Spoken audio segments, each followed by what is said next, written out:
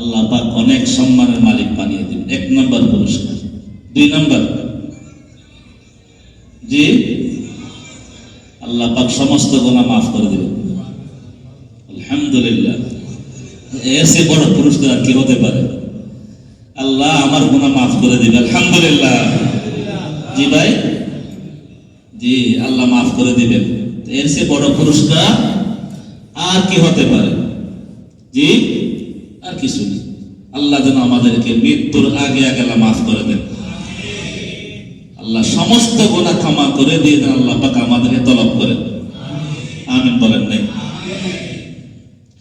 আমি আপনি মারা যাওয়ার পর আমাদের ক্ষমা চাওয়ার মতো লোক থাকবে না। জি, কে কার জন্য দৌড়ে বলেন? কেউ না। আল্লাহ 2 নম্বর পুরস্কার দিবেন, মাফ করে দিবেন। 3 নম্বর, মাশাআল্লাহ, জি, রিজকুন কারীম, মাশাআল্লাহ, আল্লাহ পাক সম্মানজনক রিজিক দান করবেন, সম্মানজনক রিজিক দান করবেন। আল্লাহু আকবার, আল্লাহু আকবার। আল্লাহ পাক কাউকে যে রিজিক দিতে চান, কোন আসবাবেরও প্রয়োজন নেই, কোন মাধ্যমেরও প্রয়োজন নেই। আল্লাহ পাক সম্মানজনক আল্লাহ রিজিক দান করবেন। লাহুম দারাজাতুন ইনদা রাব্বিহিম ওয়া মাগফিরাতুন ওয়া রিজকুন কারীম। কাজ করতে হবে কয়টি? জি ভাই, 5টা রং লাগাইতে হবে। আল্লাহ আমাকে 5 রঙে রঙিন হওয়ার তৌফিক দান করুন। জি, 5 রঙে রঙিন। 1 নাম্বার বলেন, কথা বলেন না ভাই, যে আল্লাহর জন্য একটা দিল বানানো। বলেন, আল্লাহর জন্য যে দিলে কে থাকবে? আর কেউ থাকবে না। জি, আল্লাহর জন্য একটা দিল বানানো। পারবো তো ইনশাআল্লাহ? ইনশাআল্লাহ। 2 নাম্বার, আল্লাহ পাকের কোরআনের তেলাওয়াত শোনা, আল্লাহ পাকের কোরআনের তেলাওয়াত করা, আল্লাহ পাকের কোরআনকে ভালোবাসা, আল্লাহ পাকের কোরআন ওয়ালাদের ভালোবাসা, কোরআন সংশ্লিষ্ট, কোরআনকে ভালোবাসা, কোরআনের তেলাওয়াত করা। পৃথিবীতে গতকাল বলেছি, কত জমায় বলেছিলাম, মানুষ যখন নামাজে দাঁড়ায়, মনে আছে? নামাজি যখন নামাজে দাঁড়ায়, তখন নামাজি কার সাথে কথা বলে? মাশাআল্লাহ, নামাজি আল্লাহর সাথে। আর ইমানদার যখন কোরআন তেলাওয়াত করে, মাশাআল্লাহ, মাশাআল্লাহ, মাশাআল্লাহ, তাহলে 1.5 মাসের চিল্লানি সার্থক। আলহামদুলিল্লাহ, আলহামদুলিল্লাহ। আল্লাহু আকবার। ইন্নামাল মুমিনুনা আল্লাযীনা ইযা যুকিরাল্লাহু ওয়াজিলাত কুলুবুহুম। আল্লাহর জন্য একটা দিল বানানো, আল্লাহর জন্য একটা। ওয়া ইযা তুলিয়াত আলাইহিম আয়াতুহু যাদাতুহুম ঈমানা। বলে আমার প্রকৃত ঈমানদার তাদের সামনে যখন কোরআনের তেলাওয়াত করে, কোরআন করলে কি হবে না বলেন নাই? তাদের সামনে যখন কোরআনের তেলাওয়াত করা হয়, তাদের ঈমান বেড়ে যায়। কোরআনের মধ্যে আল্লাহ সে আকর্ষণ রেখেছেন, কোরআনের মধ্যে আল্লাহর কালামের মধ্যে সে আকর্ষণ আল্লাহ রেখেছেন। কত জমায় বলেছিলাম, আবু জাহেল, উতবা, সাইবা, মক্কার মুশরিকরা কোরআন শুনতে না যাওয়ার জন্য মক্কার মুশরিকদেরকে বাধা দিত, অথচ রাতের অন্ধকারে তারাই কোরআন শুনতে যাইত। আবু জাহেল, মক্কার মুশরিকরা মিলে একজন কবিকে ভাড়া করে নিয়ে আসছে। কবি, সাহিত্যিকারী কবি আছে না, নাম হলো লাবিদ ইবনে রাবিয়া। লাবিদ ইবনে রাবিয়া। লাবিদ ইবনে রাবিয়া নামক একজন কবিকে ভাড়া করে নিয়ে আসছেন। আমি একটু চিন্তা করেছিলাম, হঠাৎ একটা কথা মনে পড়ছে। আমি আজকে শেষ সাথে যখন কয়েকজন বাইকে জিকির করতেছে, এক ভাই দোয়া করতেছেন, দোয়াটা অসলগ্ন দোয়া, সে জানে না দোয়ার অর্থ কি।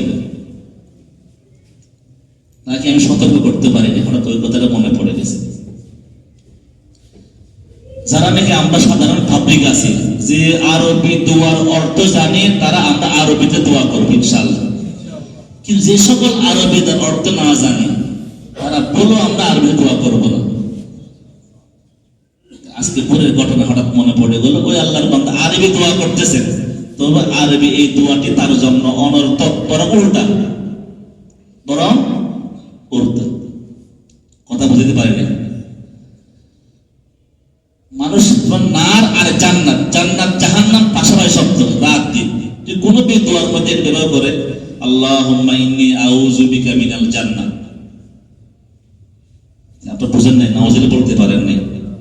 আল্লাহুম্মা ইন্নী আউযু বিকা, আয় আল্লাহ আমি আপনার কাছে জান্নাত থেকে পানা চাই। এই দেখেন বুঝে গেছেন। আরবি হলে যে আমরা সাধারণ যারা আছি দোয়া করতে যাব, এটা তো না হয়। কেমন? যে আরবি অর্থ আমার বুঝে আসবে ওইটা আরবিতে দোয়া করা উত্তম। কারণ উনি কি বলছেন, আল্লাহুম্মা ইন্নী আউযু বিকা মিনাল জান্নাত, পানা চাইতে হয় জান্নাত থেকে না জাহান্নাম থেকে। আল্লাহুম্মা ইন্নী আউযু বিকা মিনান নার, ওই নারের জায়গায় জান্নাত বলছেন। কথাটা বুঝাইতে পারেন? প্রসঙ্গে কোনো কথা মনে পড়ে যায়। লাবিদ ইবনে রাবিয়া নামক আরবের সবচেয়ে বড় সাহিত্যিক, সবচেয়ে বড় কবি, দেখলেই বানাইতে পারে। কিছু কবি আছে কথা বললে কবিতার মতো হয়ে যায়, আছে না? সাধারণ কথা বলে তালে তালে রং দিয়ে ছন্দ আকারে কথা বলে। আবু জাহাল টাকা পয়সা দিয়ে তারা ভাড়া করে নিয়ে আসছে, যাও ওই যে মুহাম্মদ আল্লাহর কালাম তেলাওয়াত করে, কালামুল্লাহ নামক তেলাওয়াত করে, কোরআন শরীফ পড়ে, যে কোরআন পড়লে আমাদের দিল টেনে নেয়, আমাদের দিল, আমার রাতের অন্ধকারে 146 দ্বারা জারি করবার পরও যারা জারি করে তারাও যায়, কারণ শুনতে মনে চায়। হে লাবিব, আমাদের জন্য এরকম একটা কবিতার বই বানাও, যেন আমরা যেন বিকল্প তোমারটা শুনতে পারি। নাউজুবিল্লাহ বলেন। লাবিদ ইবনে রাবিয়া বললেন, আমাকে একটা স্যাম্পল লাগবে। কি লাগবে? স্যাম্পল লাগবে। কি স্যাম্পল লাগবে না? তাহলে স্যাম্পল কার কাছে আছে? মুহাম্মদুর সাল্লাল্লাহু আলাইহি ওয়াসাল্লাম স্যাম্পল আনতে গেছেন। লাবিদ ইবনে রাবিয়া আল্লাহর নবীর কাছে বসছে, বলে ইয়া মুহাম্মদ, আমরা সাল্লাল্লাহু পড়তে, সেটা সাল্লাল্লাহু পড়ে নাই, বলে ইয়া মুহাম্মদ, আপনার যে বই আছে ওই বই থেকে আমাকে একটু স্যাম্পল শোনান। কি শোনান? স্যাম্পল শোনান। আল্লাহ হাবিব চিন্তা করলেন স্যাম্পল শোনাইতে হলে তো একটু ছোট্টটা শুনে। কি ছোট্টটা? বড় সূরা কাহাফ শোনাইলে হবে না, সূরা বাকারা শোনাইলে হবে না, ছোট্ট। আল্লাহর হাবিব তেলাওয়াত করছেন, ইন্না আ'তাইনাকাল কাউসার ফাসাল্লি লিরাব্বিকা ওয়ানহার ইন্না শানিআকা হুয়াল আবতার। ছোট্ট না? এটা স্যাম্পল শোনাচ্ছেন, মানে ওই স্যাম্পল দেখে দিয়ে সে বানাবে। সে বলেন, আপনি হাতটা লম্বা করেন, আশহাদু আল্লা ইলাহা ইল্লাল্লাহু ওয়া আশহাদু আন্না মুহাম্মাদার রাসূলুল্লাহ, আমি কালেমা পড়ে মুসলমান বানায় দেন, আপনি আমাকে মুসলমান বানায় দেন। আবু জাহল ডাক দিলে, তোমার আল্লাহ কি জন্য করতেছিস? কি তোমার আল্লাহ কি জন্য? স্যাম্পল নেওয়ার জন্য। তুমি দেখি স্যাম্পল নিতে আসে, তুমি নিজে কালেমা পড়ে মুসলমান হয়ে গেলে, কারণটা কি? তখন লাবিদ ইবনে রাবিয়া চিৎকার করে বলে, মক্কার কুরাইশা, মক্কার কাফেররা, মুশরিকিনদের সরদাররা, লাইসা হাযাল লাইসা হাযাল, এই কালাম কোন বাশারের কালাম নয়, এই কালাম, এই কোরআন কোন মাখলুকাতের বানানো মন গড়া, মুহাম্মদের মন গড়া কিতাব নয়, এটা কালামুল্লাহ। কার কালাম? আল্লাহর কালাম। হাদা কালামুল্লাহ। এই যে ইন্না আ'তাইনাকাল কাউসার ছোট্ট একটা স্যাম্পল শোনাইলো, আল্লাহু আকবার, ছোট্ট স্যাম্পল শুনে বুঝে নিলাম এটা মুহাম্মদ তো দূরের কথা, কোন বান্দা এইরকম কালাম বানাইতে পারবে না। আল্লাহু আকবার কাবীরা। এই কালাম তো কেবল কার কালাম? জোরে বলেন না। ওয়া ইযা তুলিয়াত আলাইহিম আয়াতুহু যাদাতহুম ঈমানা। আজকে আমাদের কোরআন ভালো লাগে না। কত জমায় বলেছিলাম প্রত্যেকদিন কোরআন তেলাওয়াত করব তো ইনশাআল্লাহ। কমপক্ষে যারা পারে এক লাইন পারবো না, এক লাইন আমি সব সহজটা বলি নাকি? এক পৃষ্ঠা না, এক লাইন পারবেন না? বলেন না। মোবাইলে সময় কতক্ষণ দেন? কয় ঘন্টা দেন? বলেন ঘন্টার পর ঘন্টা। আল্লাহু আকবার কাবীরা। হুজুর কোরআন তেলাওয়াত করতে জানি না, গত জুমায় বলেছিলাম। আজকে শিখেন আলিফ বা তা, এটা পারবেন? জি। আল্লাহকে বল, আল্লাহ বুঝি নাই, যেদিন বুঝে এসেছিল, যাত্রা শুরু করেছিলাম, গন্তব্য পৌঁছতে পারি নাই, তুমি নিয়ে এসেছো, তুমি মাফ করে দাও। পারবো তো? ইনশাআল্লাহ বলেন। এক নাম্বার গুণ আল্লাহর জন্য দিল বানানো। বলে আল্লাহর জন্য দিল বানানো। এই দিলটা আল্লাহর জন্য উজাড় করে দেওয়া। পাবলিককে বলে নষ্ট প্রেমে পড়ে কি বলে? আই লাভ ইউ বলে না? বলেন না? আমি তোমাকে ওহিব্বুকা, আমি তোমাকে ভালোবাসি, আমি তোমাকে লাইক করি, বলে কি না? আজকে বলেন তা আল্লাহ আপনাকে ভালোবাসে। জোরে বলেন, মন খুলে বলেন। আমার দিল আপনার জন্য, আমার দিল, বলেন আমার দিল আপনার জন্য। ইনশাআল্লাহ বলেন। আল্লাহ তৌফিক দান করুন। 2 নম্বর কোরআন তেলাওয়াত করব, কোরআন তেলাওয়াত শুনব, ইনশাআল্লাহ বলেন। আল্লাহ তৌফিক দান করুন। 3 নম্বর গুণ ওয়া আলা রাব্বিহিম ইয়াতাওয়াক্কালুন। 3 নম্বর রং হলো প্রকৃতপক্ষে মুমিন তারা, যারা সর্ব অবস্থায় আল্লাহর উপর তাওয়াক্কুল করবে। সুবহানাল্লাহ। বুঝেন না কি?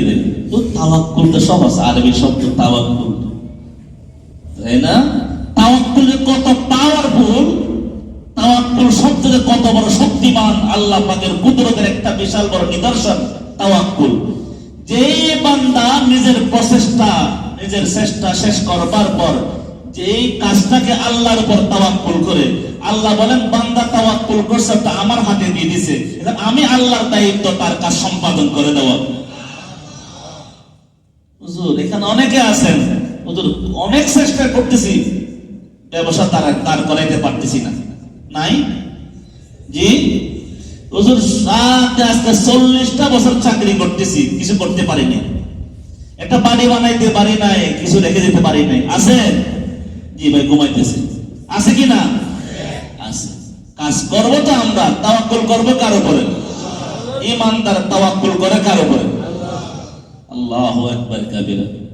মনে হয় বলেছিলাম হাদিসটি, যখন আল্লাহ পাক যখন হিসাব নিকাশ শুরু করবেন, এখন করেন নাই, করবেন, হিসাব নিকাশ শুরু করবার পূর্বে আল্লাহর হাবিবকে ডাক দিয়ে বলবেন, ইয়া মুহাম্মদ, আমি একটা সিদ্ধান্ত নিয়েছি। কি? বলে আমি আপনার উম্মত থেকে 70,000 উম্মতকে বেগাইরে হিসাব, বিনা হিসাবে জান্নাত দিব। হিসাব শুরু করবার পূর্বেই জান্নাতে পাঠিয়ে দিবে। কথা বুঝাইতে পারে? হিসাব শুরু করার আগে পাঠিয়ে দিবে। কয় হাজার? সাহাবায়ে কেরাম জিজ্ঞেস, তারা কারা? বলে তারা হলো আপনার উম্মতের ওই সকল নরনারী যারা নিজেদের চেষ্টা শেষ করবার পর কাজটা আমি আল্লাহর হাতে সুপর্দ করত, তাওয়াক্কুল করত। কি? ওয়া আলা রাব্বিহিম ইয়াতাওয়াক্কালুন। আল্লাহ পাক আমাদেরকে তাওয়াক্কুলের গুণ দান করুন। তাওয়াক্কুল করব তো? অনেক দিন অনেক আলোচনা আপনারা শুনেছেন। হযরত মূসা আলাইহিস সালাম তাওয়াক্কুল আমি করলে আমার লাভ না, আপনি আমি মারা যাওয়ার পরও এই সন্তান, ভবিষ্যৎ যে প্রজন্ম আসবে তারাও ভোগ করবে আপনার তাওয়াক্কুলের সে ফসল। সময় হাতে নাই, শেষ করবার আজকে নিয়ত করে যে কোনো মূল্যে। মূসা আলাইহিস সালাম ভাষণ দিতেছেন, আপনারা জানেন, একটা মাহফিলে এক লোক দাঁড়ায় বললেন, এ আল্লাহর নবী, সবচেয়ে বড় আলেম কে? মূসা আলাইহিস সালাম কথা বলবার সময় চিন্তা করলেন, এই জামানা যেহেতু আমি নবী, নবীরা বড় আলেম হয় আমি, আনা। সাথে সাথে আল্লাহ পাক ডাক দিলেন, বলেন মূসা, আপনি সবচেয়ে, জমিনের মধ্যে আপনি সবচেয়ে বড় আলেম নয়, আপনার চেয়ে বড় একজন জ্ঞানী আছে, আপনার চেয়ে বড় একজন। এই জন্য কোন মাহফিলে, কোথাও এবং কোন সময় নিজেকে বড় আলেম দাবি না করা। কথা বুঝতে পারেনি? এটা আল্লাহর শিক্ষা, এটা নবীদের শিক্ষা। কি বলেন ভাই? আল্লাহ পাক তৌফিক দান করুন। এখন তো প্রত্যেক পোস্টারে আন্তর্জাতিক মুফাসসিরে কোরআন, আন্তর্জাতিক অর্থ জানি না, আন্তর্জাতিক শব্দ না লাগাইলে, ইন্টারন্যাশনাল শব্দ ব্যবহার না করলে তার মান বাড়ে না। জি, উলামায়ে কেরাম জানেন, তারা একটা লাইন আরবি রিডিং পড়তে বললে সে পড়তে পারবে না, কিন্তু আন্তর্জাতিক মুফাসসিরে কোরআন। আর আপনারা খুঁজে খুঁজে বের করেন তাদেরকে, ওদের আন্তর্জাতিক মুফাসসিরে কোরআন লাগবে, টিভির 22 লাগবে না, টিভির 22 লাগবে। আল্লাহ হেফাজত করুন, আল্লাহ হেফাজত করুন। এই জন্য আমি আমার সাথী ভাইদেরকে বলেছি, যেহেতু বিভিন্ন প্রোগ্রাম যাইতে হয়, কমপক্ষে কামালউদ্দিন নামের শুরুতে যেন করে আল্লামা শব্দ না লেখা হয়। আমিও বলছি আল্লামা শব্দ যেন, আল্লামা শব্দের অনেক ওয়ার্ড, এখন যে কেউ আল্লামা কথাটা বুঝাইতে পারে, আল্লামা শব্দ না লেখার জন্য বলছি, পীরে কামেল শব্দ না লেখার জন্য বলেছি। আলহামদুলিল্লাহ বলেন, যেন আমার নামে সে প্রশ্ন কেউ পীরে কামেল শব্দ না লেখে, আল্লামা শব্দ না লেখে, কথাটা বুঝাইতে পারিনি। আল্লাহ সবাই বোঝার তৌফিক দান করুন। মুসা আলাইহিস সালামকে বললেন, আপনার সে বড় আলেম আছে, কই পাওয়া যাবে? দুই নদীর মোহনায় খাদেমকে নিয়ে যাত্রা শুরু করলেন। খাদেমের নাম ইউশা ইবনে নুন, সুবহানাল্লাহ বলেন। যুবক ইউশা ইবনে নুনকে নিয়ে যাত্রা শুরু করলেন। আল্লাহ কোথায় পাওয়া যাবে? বলে দুই নদীর মোহনায় পাওয়া যাবে। বলে কোন আলামত আছে কিনা, কোন লোকেশন আছে কিনা? বলে বেগের মধ্যে একটা মাছ নেন, বেগের মধ্যে একটা মাছ নেন। ওই মাছ যে জায়গায় জীবিত হয়ে নদীতে চলে যাবে নিজে নিজে, ওই জায়গায় তালাশ করলে আপনি আমার ওই প্রিয় আলেম বান্দাকে আপনি পেয়ে যাবেন। ওই বান্দার নাম খিজির। কি? খিজির। খিজিরে বলা হয়, খাজিরে বলা হয় খিজির আলাইহিস সালাম। হযরত মুসা আলাইহিস সালাম ইউশা ইবনে নুনকে নিয়ে যাত্রা শুরু করলেন। যাইতে যাইতে যাইতে যাইতে এক জায়গায় বড় একটা পাথর পাইলেন, বিশ্রামের রাত শুরু হলো। মুসা আলাইহিস সালাম বলে একটু বসি, বসতে গিয়ে ঘুম চলে আসছে, শরীর ক্লান্ত শরীর। রাত দিন পার হওয়ার বিশ্রাম নেওয়ার পর আবার যাত্রা শুরু করলেন। কিছুদিন যাওয়ার পর জিজ্ঞেস করলেন, ভাই একটু খিদে লাগছে, একটু ব্যাগ থেকে নাস্তা বের করেন।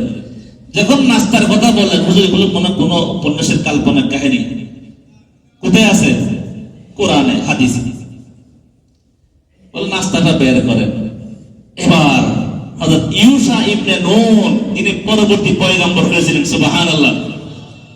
হযরত ইউশা ইবনে নুন আলাইহিস সালাম বলেন, ইয়া নবী আল্লাহ, মুসা আলাইহিস সালামকে উদ্দেশ্য করে বলেন, ওগো আল্লাহর পয়গম্বর, আমি আপনাকে বলতে ভুলে গেছি, শয়তান আমাকে বলে দিয়েছেন। আল্লাহু আকবার। আমি যখন নাকি আপনি যখন আরাম করেছিলেন, তখন একটা ওই মাছ পেট থেকে নিজে নিজে জাগ্রত হয়ে, নিজে নিজে জীবিত হয়ে নাড়াচাড়া করে পানিতে চলে গেল। পানিতে নিজে নিজে চলে যাওয়া, এটা কার কুদরত? আল্লাহ। মুসা আলাইহিস সালামের এই ঘটনা বলবার সময় আল্লাহর হাবিব সাহাবায়ে কেরাম থেকে দেখাইলেন, বলে যাওয়ার সময় সুড়ঙ্গ হয়েছিল। উবাই ইবনে কাব রাদিয়াল্লাহু তাআলা আল্লাহর নবীর সাহাবী, এই হাদিসটা যখন বর্ণনা করতেছেন বলছেন, আল্লাহর নবী ওই মাছ যাওয়ার ঢংও দেখাইছিলেন, মাছটা কিভাবে গেছিল। মাছ যেদিকে যায় সেদিকে একটা সুড়ঙ্গ হয়ে যায়। মুসা আলাইহিস সালাম বললেন, হাই হাই, ওই জায়গায় তো আমার প্রোগ্রাম, ওই জায়গায় আমার প্রোগ্রাম। মুসা আলাইহিস সালাম ইউশা ইবনে নুনকে বললেন, হে ইউশা, ওই যে আমরা আমাদের গন্তব্য পার করে আসবার কারণে আজকে আমার শরীরটা ক্লান্ত মনে হয়। দীর্ঘদিন সফর করবার পর শরীরটা ক্লান্ত হয় নাই, কিন্তু এই একদিন এক রাত অতিক্রম করবার পর শরীরটা কেমন কেমন ক্লান্ত লাগে, শরীরটা ভালো লাগে না। চলো। আবার সে পদচিহ্ন দেখে দেখে দেখে দেখে আবার ওই জায়গায় আসলেন। দেখে ওই জায়গায় দুইটা রাওয়ায়াত, এক রাওয়ায়াত হলো এক লোক বসে আছেন, আর একটা রাওয়ায়াতের মধ্যে আছে একটা সাদা চাদর মুড়ি দিয়ে এক লোক আরাম করতেছেন, মাথার নিচে পাথর। মুসা আলাইহিস সালাম বলে, আসসালামু আলাইকুম ওয়া রাহমাতুল্লাহ। ওই আল্লাহর বান্দা চোখ বন্ধ রাখা অবস্থায় বললেন, কে? ওয়ালাইকুম আসসালাম। এখানে সালাম দেওয়ার তো কেউ নাই, আপনি কে? বলে, আনা মূসা, আমি মূসা। তখন ওই আল্লাহর বান্দা বলেন, তুমি কি বনি ইসরাইলের মূসা নাকি? বলে, হ্যাঁ, আমি বনি ইসরাইলের নবী মূসা। ভাই কেন আসতেন, কি জন্য আসা হলো? বলে, আমি আপনার কাছে ইলম শিখতে এসেছি, আল্লাহ আমাকে পাঠিয়েছেন। সুবহানাল্লাহ বলেন। তাহলে বোঝা যায় ইলম বইয়ে পাওয়া যায়, ইলম ইউটিউবে পাওয়া যায়, ইলম গুগলে পাওয়া যায়। কথা বলেন। বাংলা বাজারে গিয়ে চক বাজারে একটা বই নিয়ে নেবেন, বড় আল্লামা হয়ে যাবেন নাকি? জামানার জলিলুল কদর পয়গম্বর নবীকেও ইলম শিখবার জন্য আল্লাহর আরেকজন বান্দার কাছে পাঠানো হয়েছে। ইলম তো একজনের কাছে গিয়ে শিখতে হয়, জানতে হয়। কথাটা বুঝাইতে পারিনি। আজকে আমরা ইলম শিখি কোথায়? গুগলে, কোথায় ইউটিউবে, কোথায় ফেসবুকে। হুজুর অনেক কিছু জানার বিষয় আছে, এই জন্য একটা ফেসবুকের আইডি খুলেছি। অনেক কিছু জানার আছে, এই জন্য ফেসবুক দেখি। নাউজুবিল্লাহ বলেন। আল্লাহু আকবার। মূসা আলাইহিস সালাম, ইউশা ইবনে নুন আলাইহিস সালাম, দুইজন খিজির আলাইহিস সালাম দেখা হলো। বলে, আপনার সাথে দেখা করতে এসেছি। আল্লাহু আকবার। আপনার কাছে ইলম শিক্ষা করবার জন্য এসেছি। খিজির আলাইহিস সালাম বললেন, না, আমার কাছে যে ইলম আছে ওই ইলম আপনার কাছে নাই, আর আমার কাছে যে ইলম আছে ওই ইলম শিখবার জন্য একটা যোগ্যতার প্রয়োজন, ওই যোগ্যতা আপনার কাছে নাই। মূসা আলাইহিস সালাম বলেন, কিসের যোগ্যতা? বলে, যোগ্যতা লাগবে আপনার মধ্যে সবর লাগবে, সবর। 2 নম্বর যোগ্যতা আমার সাথে থাকতে হবে। 1 নম্বর লাগবে সঙ্গ, 2 নম্বর লাগবে আল্লাহু আকবার সবর। সঙ্গকে বলা হয় সফর। কি বলা হয়? ইলম শিখবার জন্য সফর করতে হয়, ইলম শিখবার জন্য সবর করতে হয়। কি বুঝি বলেন? ইলম শিখবার জন্য সফর করতে হয়, সবর করতে। সফর মানে যাওয়া, আল্লাহর রাস্তায় বের হওয়া। আর সবর মানে কি? যে কোনো অনাকাঙ্ক্ষিত পরিস্থিতিতে নিজেকে কি করা? ধৈর্য ধারণ করা। মূসা আলাইহিস সালাম বলেন, না, আমি পারবো ইনশাআল্লাহ। সবর শুরু করলো। 3টা ঘটনা ঘটছিল, 3 ঘটনা বলবার সময় আমার নাই। নৌকা পার হওয়ার সময় 1 ঘটনা, নৌকা পার হয়ে আরেক ঘটনা, 3য় নম্বর ঘটনাটা বলি। তিনটা বললো তো আজকে শেষ হয়ে যাবে, আল্লাহ কবুল করুন। বেচারা যেভাবে চাইছেন আল্লাহ যেমন ধরে পাকড়াও করে। 1 নম্বর ঘটনা, নদীর পাড়ে হাঁটতেছে, নদী পার হতে হবে, কিন্তু কোনো নৌকা নাই। হঠাৎ একটা নৌকা আসছে, ওই নৌকার মাঝে হিজরা ইসলামকে দেখে চিনে ফেললেন। আল্লাহ পেয়ারা বান্দা হিজির, আসেন আসেন আসেন। বিনা পারিশ্রমে, বিনা টাকাতে মূসা আলাইহিস সালাম, ইউশা আলাইহিস সালাম এবং খিজির ইসলামকে পার করে দিচ্ছিলেন। ওই জায়গায় যাওয়ার সময় দেখে একটা চড়ুই পাখি নদীর ওই নৌকার মধ্যে আসে, পানি কয়েকবার ডুব গিললেন, পানিতে ডুব ভিজাইলেন। মূসা আলাইহিস সালাম বলেন, এ মূসা, পুরা দুনিয়ার যত মাখলুক আছে, নবী রাসূল সমস্ত মাখলুকাতের ইলম আর আল্লাহর ইলমের তুলনা হলো এরকম। সাগরের পানি হলো আল্লাহর ইলম, আর সারা দুনিয়ার মাখলুকাতের ইলম হলো ওই চড়ুই পাখির ঠোঁটের পানির ইলম। কথাটা বুঝাইতে পারেনি। এরপরে হঠাৎ একটা কোড়াল নিয়ে নৌকা, কাঠের নৌকা, তক্তা উঠে ফেললেন। ভাই, কি করতেছেন আপনি? এই লোকটা আমাদেরকে বিনা পারিশ্রমিকের টাকা, বিনা টাকায় আমাদেরকে পার করাচ্ছেন, ইহসান করতেছেন, একরাম খেদমত করতেছেন। আপনি দেখি কাঠ উঠাচ্ছেন, তক্তা উঠাচ্ছেন, কারণটা কি? বললাম না আপনার মধ্যে সবর নাই, আপনি থাকতে পারবেন না। কথাটা বুঝাইতে পারিনি। মূসা আলাইহিস সালাম মনে পড়ে গেছে, ঠিক আছে আর বলবো না। নদী পার হলেন। এখানে অনেক কাহিনী, কেন কাঠটা উঠাইলেন, কেন ছিদ্র করলেন, এগুলো বলতে গেলে সময় লাগবে। পার হওয়ার পর দেখে কিছু ছেলেরা, বালকরা খেলাধুলা করতেছে। খিজির আলাইহিস সালাম এক বালকের কাছে গিয়ে বললেন, তো হঠাৎ করে এই মাথাটা দেহতে আলাদা করে ফেলল। নিষ্পাপ এক বালককে মুহূর্তের মধ্যে মেরে ফেলল। মূসা আলাইহিস সালাম জালালি তবিয়তের মানুষ, আপনি কি করলেন? এটা নিষ্পাপ বালক, কোনো দোষ করে নাই, অপরাধ করে নাই, আপনি তাকে মেরে ফেললেন। মূসা আলাইহিস সালাম বলেন, আমি না আপনাকে বলেছিলাম আপনি সবর করতে পারবেন না? বলে, স্যার শেষবারের মতো এবার। আর কয়বার আছে? 1 বার। 3য় জায়গায় গিয়ে যে কথা আমার বলার উদ্দেশ্য, খুব খিদে লাগছেন, তিনজন মেহমান, ভাই আমাদের কিছু দেন। এলাকাবাসীর কাছে বললেন, ভাই আমরা খাওয়ার কিছু নাই, খুব খিদে লাগছে, কিছু দেন, আমরা আল্লাহ পাকের মেহমান বললেন। এলাকাবাসী খুব শক্ত দিলের মানুষ ছিল, কঠিন হৃদয়ের মানুষ, মুষ্টি থেকে পানি পড়ে না, কিছু দেয় নেই। যাক, যখন নৈরাশ হয়ে যখন চলে যাচ্ছিলেন, দেখে একটা দেওয়াল ঝুঁকে গেছে, দেওয়াল, একটা দেওয়াল কাটিয়ে রয়েছে, ঝুঁকে গেছে। ইদ্রিস ইসলাম বললেন, ভাই মৌসা একটা কাজ করি, আমরা তিনজন আছি, আমরা এই দেওয়ালটা পুনর্নির্মাণ করে দিই, সোজা করে দিই, দেওয়ালটা পুনর্নির্মাণ সোজা করে দিই। মৌসা আলাইহিস সালাম বললেন, এরা এলাকাবাসীরা খানা চাইলাম, খানা দেয় নাই, খানা চাইলাম, এদের এলাকার দেওয়াল ঠিক করে লাভ কি? বললেন দেওয়াল ঠিক করে দিন। দেওয়াল ঠিক করে দিলেন। দেওয়াল ঠিক করবো হুজুর, যেহেতু আমরা দেওয়াল ঠিক করছি, এবার মনে হয় কিছু পারিশ্রমিক হিসাবে চাইতে পারি, কথা বুঝাতে পারি না। মুসা আলাইহিস সালাম বললেন, হাযা ফিরাকু বাইনি ওয়া বাইনিকা, আর আপনি আমার সাথে থাকতে পারবেন না, আপনার মধ্যে সবর নাই, আপনার মধ্যে কি নাই। এখানে আমাদের যেটা বোঝার জন্য বলেছিলাম, ওই দুই কারণ বলার সময়, তৃতীয় কারণ, কেন বাঙ্গা ঝুঁকে পড়া দেওয়াল কেন সোজা করে দিলেন? কারণটা হলো, প্রতিটি ঘটনার কারণ আছে। এই কারণটা হলো, এই দেওয়ালটা হলো দুই এতিম বালকের, বলেন দুই এতিম বালকের। ওই দুই এতিম বালকের মা এবং বাবা ছিল বড় নেককার বান্দাওয়ানি, কথা বুঝছেন? ওই দুই এতিমের মা বাবা ছিল বড় নেককার, বড় দিনদার, আল্লাহর বান্দি। তারা মারা যাওয়ার সময় এই দুইজন বালককে ছোট্ট অবস্থায়, শিশু অবস্থায় তারা দুনিয়াতে রেখে গেছিলেন।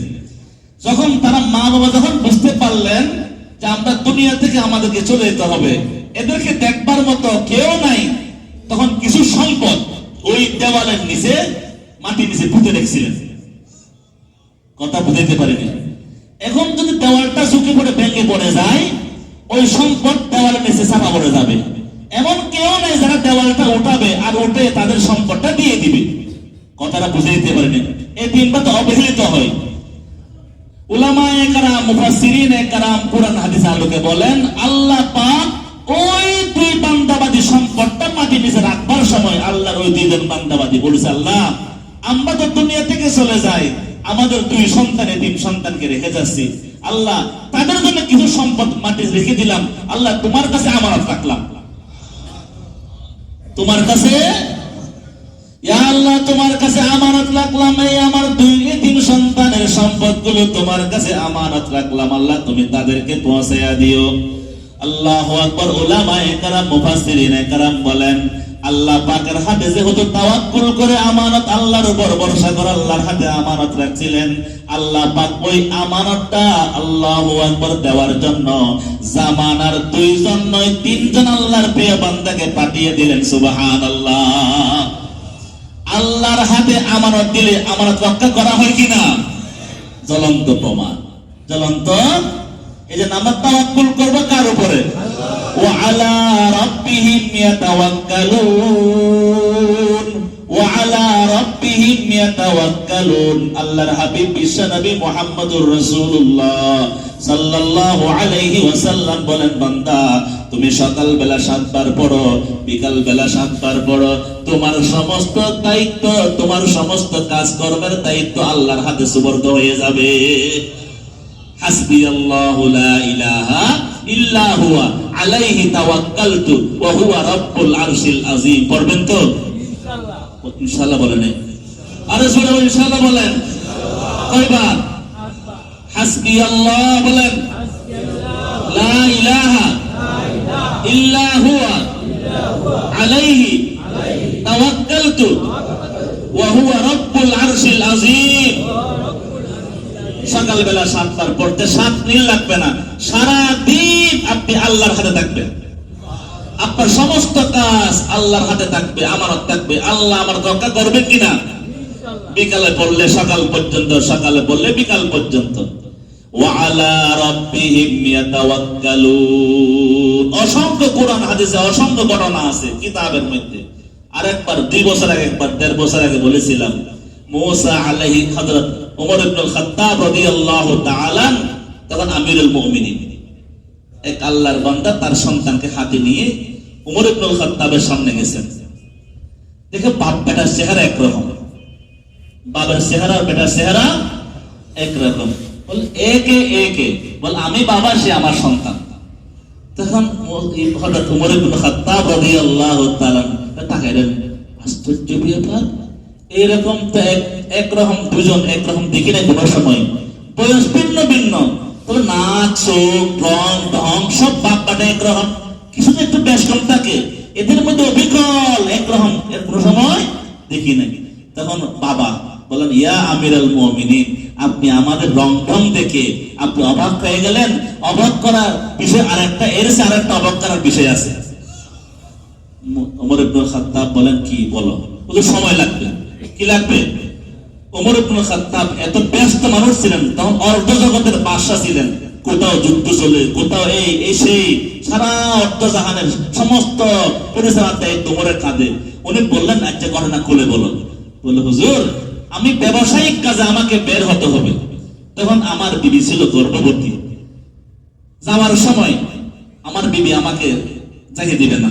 বলে, আপনি আমাকে গর্ভবতী রেখে কোথায় যাচ্ছেন? বলো, না গিয়ে উপায় নাই, ঘরে থাকলে তো আমাকে এখানে কেউ খাওয়াবে না, ব্যবসা বাণিজ্য করতে হবে, যেতেই হবে। তো যাওয়ার সময় যখন বের হচ্ছিলাম, তখন আমার বিবি দরজার মধ্যে এবার করলেন, আগলে রাখলেন, না আপনি যেতে পারবেন না, আপনি আপনি আমাকে অসুস্থ অবস্থা রেখে যেতে পারবেন না। তখন আমি আমার বিবির পেটে হাত দিয়ে বলছিলাম, আস্তাউদিউকুমুল্লাহ আল্লাযী লা তাযীউ ওয়াদায়ুহু। কি বলছিলেন? আস্তাউদিউকুমুল্লাহ আল্লাযী লা তাযীউ ওয়াদায়ুহু। এই দোয়াটি পড়ছিলাম, এই দোয়াটি পড়ে আমি চলে গেছি। ওই দীর্ঘ বছর কানেক পর আমার সময় শেষ, এবার বাণিজ্যিক সময় শেষ হওয়ার পর আমি যখন ফিরলাম, আমি ঘরে আসার সাথে সাথে, এখনো ঘরে ঢুকি নাই, আমার ভাতিজারা, আমার ভাইয়ের ছেলেরা আমাকে আগলে রাখলেন, কাকা আগে আমাদের ঘরে আসেন। তখন মোবাইল যোগাযোগ ছিল না, আমাদের ঘরে আসেন। আমি দেখলাম আমার ভাতিজারা জোর করে আমাকে আমার ভাইয়ের ঘরে নিয়ে গেলেন, খাওয়া দাওয়া করাইলেন। খাওয়া দাওয়া করার পর বলে, ঠিক আছে এবার আমি যাই, আমার ঘরে যাই। বলো, এখানে যায় আর না, এখানে আমাদের চাচি নাই, কে নাই? তো তখন আমার ভাইয়ের ছেলেরা আমাকে পুরো ঘটনা খুলে বললেন। ঘটনা হলো এই, আমার বিবি ডেলিভারির